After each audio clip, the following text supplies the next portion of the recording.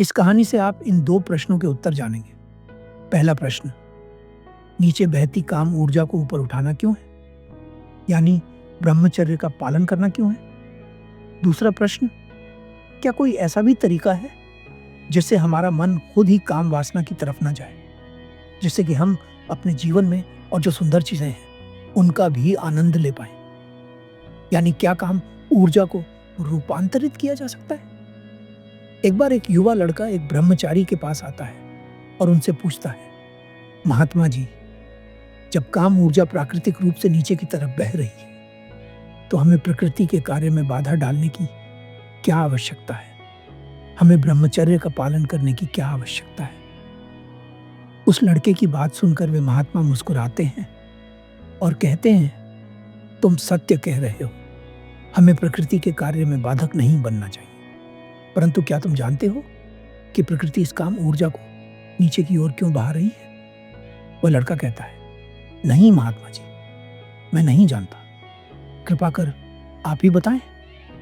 वे महात्मा कहते हैं, ताकि मनुष्य सृजन कर सके, इस जीवन को आगे बढ़ा सके, बच्चे पैदा कर सके। परंतु लोग इस काम ऊर्जा से सृजन करने के बजाय विनाश कर रहे हैं। वो लड़का पूछता है, परंतु कैसे महात्मन? वे महात्मा उस लड़के से पूछते हैं, तुम्हारी उम्र क्या है? वह लड़का बताता है, 19 वर्ष। तुम अपने शरीर को देखो, ये कितना कमजोर होता जा रहा है। वह लड़का बहुत दुबला पतला था, तुम्हारे बाल भी झड़ने लगे हैं, और अगर मैं गलत नहीं हूं तो तुम्हारा मन भी अशांत रहता है। तुम्हारे मन में हर समय काम वासना ही चलती रहती है, क्योंकि तुम्हारे जीवन में एकाग्रता की कमी है, इसलिए तुम्हें जीवन भी बेरस लगने लगा है। क्या मैं सत्य कह रहा हूं? वह लड़का कहता है, आप सत्य कह रहे हैं, परंतु मैंने कई बार ब्रह्मचर्य का पालन करने का प्रयास किया, परंतु मैं हर बार हार जाता हूं। वे महात्मा कहते हैं, अगर तुम किसी भी बुरी आदत को छोड़ना चाहते हो तो सबसे पहला जो सूत्र है वह यह है कि तुम्हें उस आदत की व्यर्थता को देखना होगा। तुम्हें यह पता होना चाहिए कि वह आदत तुम्हारे जीवन में दुख पैदा कर रही है। ब्रह्मचर्य का पालन इसलिए नहीं करना है क्योंकि लोग कहते हैं कि ब्रह्मचर्य का पालन करना अच्छा है, बल्कि इसलिए करना है क्योंकि तुम जानते हो कि काम वासना के कारण तुम्हारे जीवन में कितना दुख उत्पन्न हो रहा है। अगर तुम्हें काम वासना के कारण जो दुख उत्पन्न हो रहा है वो दिख जाता है तो तुम प्रश्न नहीं करोगे कि ब्रह्मचर्य का पालन क्यों करना है। वह लड़का पूछता है, तो कृपा कर मुझे बताएं कि मैं अपनी काम ऊर्जा को रूपांतरित कैसे करूं? वे महात्मा कहते हैं, काम ऊर्जा को रूपांतरित करने का सिर्फ एक तरीका है, कुछ ऐसा करना जो सृजनात्मक हो।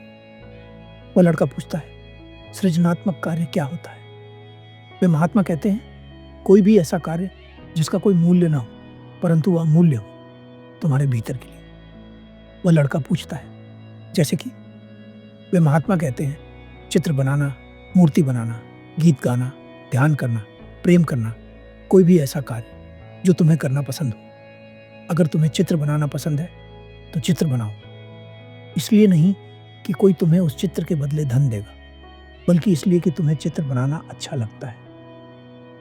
तुम्हें किसी से धन और प्रशंसा की आवश्यकता नहीं है, तुम्हें बस चित्र बनाना अच्छा लगता है। अगर तुम किसी के निर्देश के बिना चित्रकारी करते हो, बिना धन के लालच की चित्रकारी करते हो, तो वह चित्रकारी तुम्हारी काम ऊर्जा का रूपांतरित रूप बन जाएगी। तुम कोई भी कार्य कर सकते हो, परंतु उस कार्य के पीछे ना तो धन का लालच होना चाहिए और ना ही प्रशंसा का।